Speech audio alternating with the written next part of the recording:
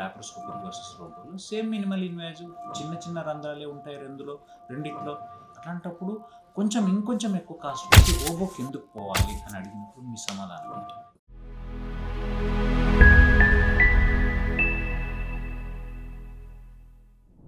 Most important sir, ఈ మధ్య మనం ఉన్న life style is a very busy schedule.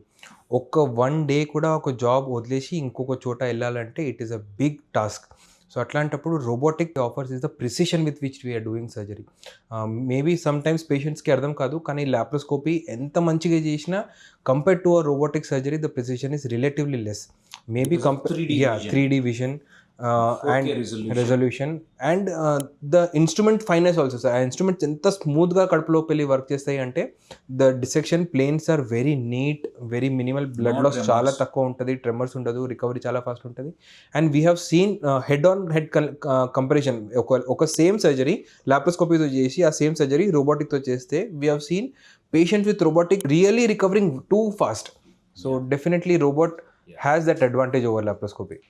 ఈ పాయింట్ ఈజ్ వెల్ టేకెన్. ఎందుకంటే మేము రెగ్యులర్గా చూస్తాము రోబోటిక్ సర్జరీకి లాప్రోస్కోపీ.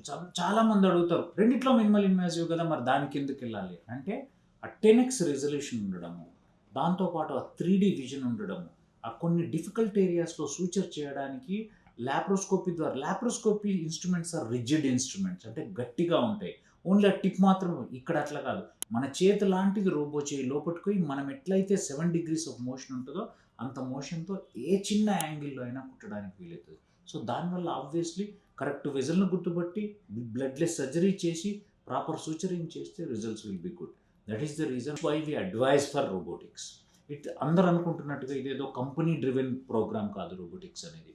రోబోటిక్స్ అనేది నిజంగా పేషెంట్స్కి beneficial. And we strongly believe, many times we discuss, after 15-20 years there will be only robotic surgery and open surgery ఏమో అనిపిస్తుంటుంది కొన్నిసార్లు. లాప్రోస్కోపిక్ సర్జరీ అనేది అబ్జర్వేట్ అయిపోయే అవకాశం ఉంటుంది. But it takes time, but definitely robotic surgery is going to take over the laparoscopic surgery.